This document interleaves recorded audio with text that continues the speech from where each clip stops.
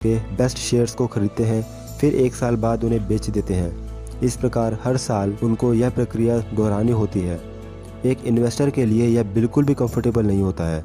ऐसे में आप उन कंपनी के शेयर को भी खरीद लेते हैं जिनका आपने नाम भी नहीं सुना होता। इसका एक डिसएडवांटेज यह भी है, कभी कभी कंपनी की योजनाओं का रिजल्ट देखने में 1 साल से ज़्यादा का टाइम लग जाता है।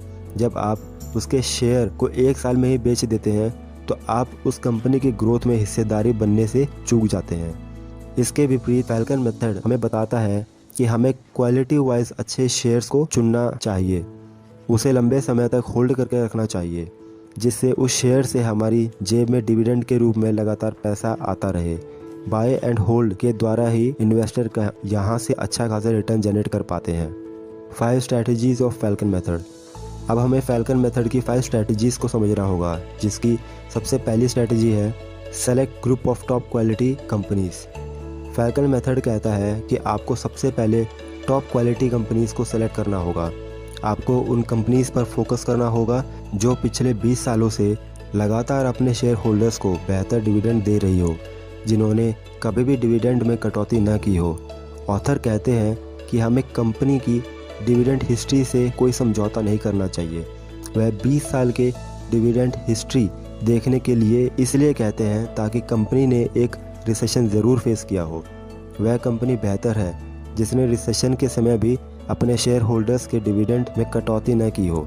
ख़राब हालात में भी कंपनी की अर्निंग पावर और स्ट्रेंथ को बराबर रखा हो। ऑथर कहते हैं कि आपको उन कंपनी को सेलेक्ट करना चाहिए जिनका dividend pay out ratio highest हो।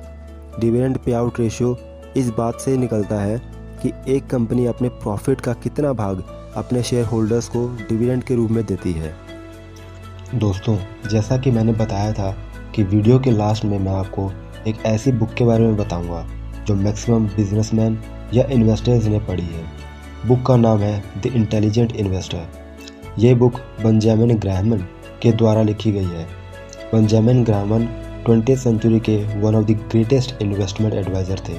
उन्होंने अपने एक्सपीरियंस से कई वैल्यूएबल प्रिंसिपल्स एंड स्ट्रेटजीज बताई है जो सेफली इन्वेस्टमेंट करने में हेल्प करती है। तो अगर आप एक इन्वेस्टर या बिजनेसमैन बनना चाहते हैं तो इस बुक को ज़रूर पढ़ें। इनकी एडवाइजेस और टेक्निक से फाइनेंशियल फ्रीडम अचीव करें। इन्वेस्टमेंट के लिए आप ग्रो ऐप को डाउनलोड करें।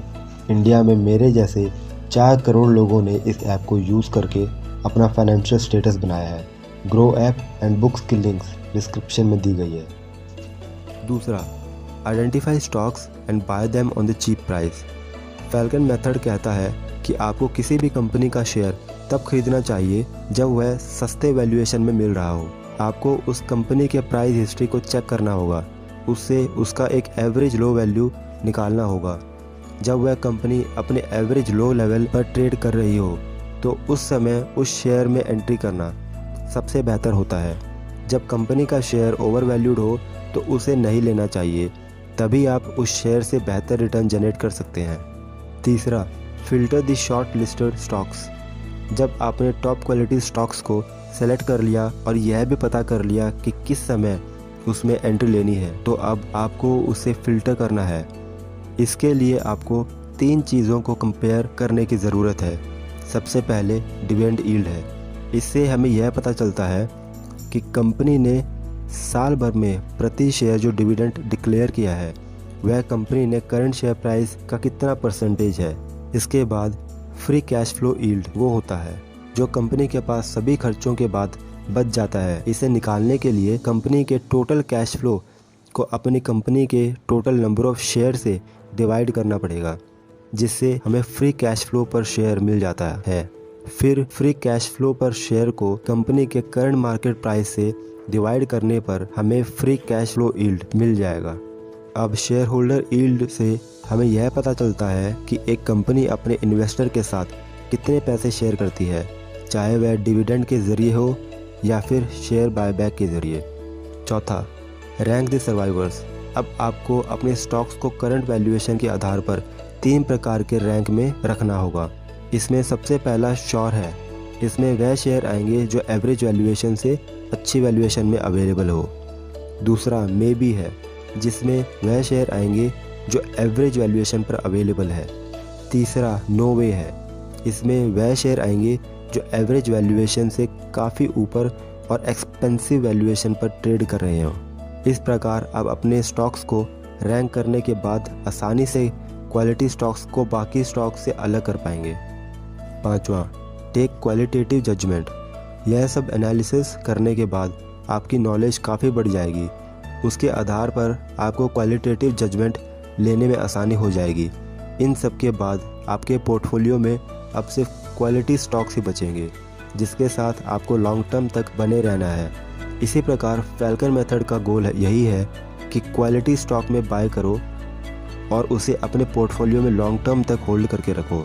ऐसा करने से ही आप स्टॉक मार्केट में बेहतर रिटर्न जनरेट कर पाएंगे, अपने लिए पैसिव इनकम बना पाएंगे, जो तब भी काम करेगी जब आप काम पर नहीं जा पाएंगे।